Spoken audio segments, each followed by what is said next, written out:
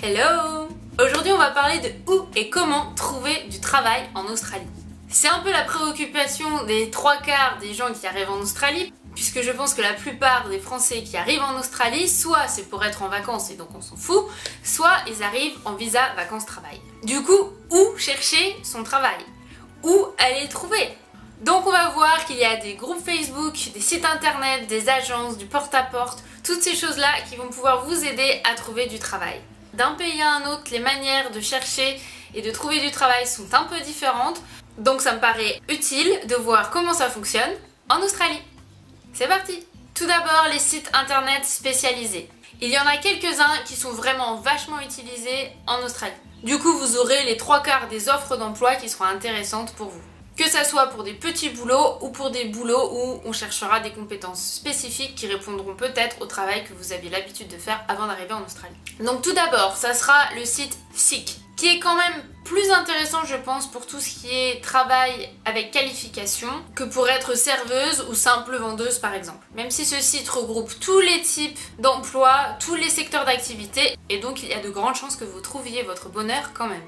L'autre site, un peu dans la même idée, c'est Indeed. Ça existe dans plein d'autres pays, vous en avez peut-être entendu parler, qui sera pas mal aussi. Et puis évidemment, il y a l'incontournable sur lequel on tombe pour à peu près tout ce qu'on cherche, c'est Gumtree. Donc au niveau emploi, je dirais quand même que pour tout ce qui est emploi qualifié, c'est quand même un peu plus rare. Ou alors ça sera dans tout ce qui est restauration, bâtiment ou secrétariat, et éventuellement vente. Mais c'est essentiellement pour tout ce qui est petit boulot. Donc si vous êtes main d'œuvre à la journée, vous pourrez trouver facilement du travail là-bas, mais si vous cherchez aussi un boulot de nanny ou de commis ou de serveuse ou de vendeuse, ça peut être intéressant et il y a beaucoup de travail à la journée. Vu que ça sera souvent ce genre d'emploi, il faudra aussi être hyper réactif et s'ils ne donnent qu'un numéro de téléphone et qu'ils demandent qu'on les contacte par téléphone, faudra les appeler immédiatement. Ou genre dans la demi-heure après avoir vu l'annonce quoi. Et inévitablement, vous pourrez aussi trouver du boulot sur tous les sites des grands groupes qui existent ici. Souvent quand c'est un gros groupe, une grosse multinationale ou une grosse entreprise, ils auront aussi un onglet emploi sur leur site. Que ça soit en haut et très visible ou en bas dans les petites lignes. L'autre idée qui marche pas mal en Australie, c'est aller sur les pages Facebook. Je vous en donne deux. La première, c'est les Français à Sydney. Ça parle un peu de tout, mais ça parle aussi de temps en temps d'offres d'emploi. Beaucoup de personnes, quand ils quitteront leur emploi, proposeront leur poste à d'autres personnes sur ce groupe-là. Donc ça vaut vraiment le coup d'y aller faire un tour. Donc là on reste sur la partie francophone, même si les offres ne seront pas du tout forcément tournées vers la francophonie. Mais il y aura aussi plein d'autres groupes et je vous conseille d'aller voir s'il n'y a pas des groupes qui correspondent à votre région, à votre secteur où vous habitez. Par exemple, moi j'habite dans les Northern Beaches, donc au nord de Sydney, et il y a aussi un groupe Facebook qui a été créé qui s'appelle les Northern Beaches Job Board.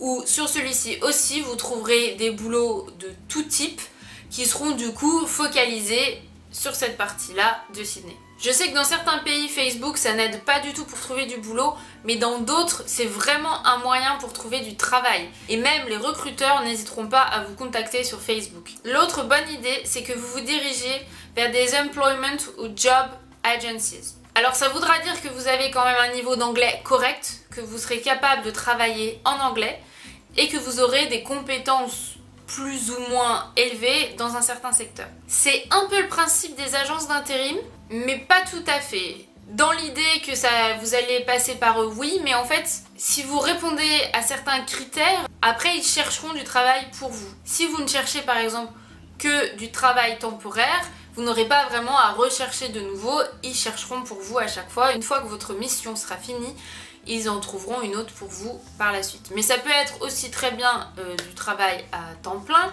mais en gros, ils vont être là pour vous aider à trouver du travail. Ils vont penser que ça sera faisable pour vous de vous trouver du travail et donc le feront pour vous moyennant un pourcentage venant de l'entreprise. Vous, ça ne vous coûtera rien évidemment. Donc là c'est difficile de vous diriger vers une agence plus qu'une autre puisque souvent elles sont spécialisées. Donc que ça soit dans tout ce qui est secrétariat, dans ce qui est bâtiment, dans ce qui est médical, petite enfance ou je ne sais quoi. Celle que je trouve pas mal quand même pour les backpackers et que j'ai envie de stipuler, c'est Travelers at Work, où du coup ça vaut le coup d'aller faire un tour sur leur site régulièrement puisqu'ils proposent des missions ou des boulots qui correspondent vraiment à ce que recherchent souvent les backpackers. Tempnet, Page Personal, In-Place Recruitment sont quelques agences que je trouve pas mal pour en nommer juste quelques-unes. Sachant aussi que ces agences pour l'emploi peuvent être spécifiques pour un secteur d'activité, mais aussi pour une zone, un lieu. Ou par exemple, ils se focaliseront que sur le sud-est de Sydney. Donc je vous conseille de chercher dans votre secteur. Et l'autre idée pour trouver du travail qui marche vachement bien, c'est le porte-à-porte. Si vous voulez un travail juste pour vous nourrir, que vous cherchez pas quelque chose qui correspond à ce que vous faisiez avant en France, le porte-à-porte est vraiment fait pour vous. Donc vous pourrez trouver facilement du travail dans tout ce qui est bar, restaurant, magasin. Ça peut évidemment fonctionner pour tous les autres types d'entreprises en vous présentant à l'entreprise, mais pour ces secteurs-là en particulier, si vous insistez, vous allez forcément trouver dans les quelques jours. Que vous ayez de l'expérience ou non, puisque potentiellement il leur manquera quelqu'un pour le soir, et donc ils voudront que vous fassiez un essai, puisqu'ils sont en besoin énorme de quelqu'un, et donc si vous faites l'affaire, ils vous garderont. Il y en a beaucoup qui essaieront de vous embaucher au black. C'est à vous de voir. Si vous vous faites choper, vous ne pourrez plus rentrer en Australie par la suite. Donc si c'est juste pour rester quelques mois, on s'en fiche. Mais sinon, je le conseille pas. Et l'autre chose, c'est que vraiment, quand vous êtes déclaré, après, quand vous ferez votre superannuation et la déclaration des impôts, vous récupérerez énormément d'argent puisque ici, les impôts sont taxés par semaine et non pas comme en France. Et évidemment, si vous êtes au black, tout cet argent que vous pourriez potentiellement récupérer, qui sera de plusieurs milliers de dollars, vous ne le récupérez pas. C'est juste mon point de vue, vous faites ce que vous voulez. Et dernière chose, pour pouvoir travailler en Australie, il vous faudra un numéro d'immatriculation. Un peu une plaque d'immatriculation comme une voiture, quoi. Sans ce numéro-là, vous n'aurez pas le droit de travailler. Donc ça s'appelle un TFN ou un Tax File Number. C'est hyper facile de l'avoir, il faut que vous fassiez la demande sur le site de l'ATO, soit en gros le bureau des impôts australien. Ça prend 2 secondes, ils vous l'envoient en 15 jours. Si vous avez fait déjà la demande, peut-être que les patrons seront d'accord de vous embaucher même avant que vous l'ayez, à partir du moment où vous leur donnez dans les premiers jours, les premières semaines après avoir été embauché. Il y a certains services sur internet qui vous proposent de le faire pour vous, moyennant finance. Honnêtement, ça vaut pas le coup, c'est hyper facile à faire et en plus c'est gratuit. Et si vous voulez être à votre compte, ou parfois dans certaines entreprises, ils voudront pas vous embaucher en tant qu'employé, mais plutôt en tant que personne externe, donc du coup il faudra que vous soyez à votre compte. Sachez que c'est aussi faisable. Une fois que vous avez récupéré votre TFN, il vous faudra un ABN, soit un Australian Business Number. C'est aussi le même topo, vous allez aussi sur l'ATO, il vous faudra que quelques semaines. Il me semble que c'est gratuit si ça n'a pas changé. Et donc vous pourrez prétendre à d'autres boulots qui par exemple peuvent vous intéresser et qui vous diront oui mais vous n'avez pas d'ABN donc non, et vous pourrez très facilement en obtenir un aussi. Évidemment, le lien du bureau des impôts australiens sera dans la description, ainsi que tous les autres liens dont j'aurais parlé, que ce soit les sites internet, etc.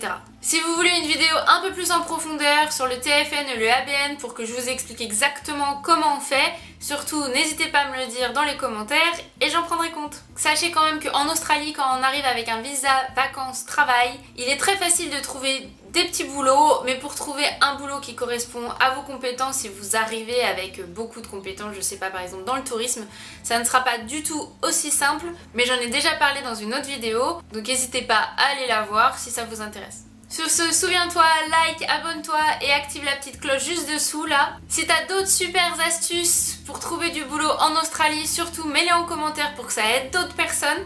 Et moi, je te dis à la prochaine vidéo. Bye bye!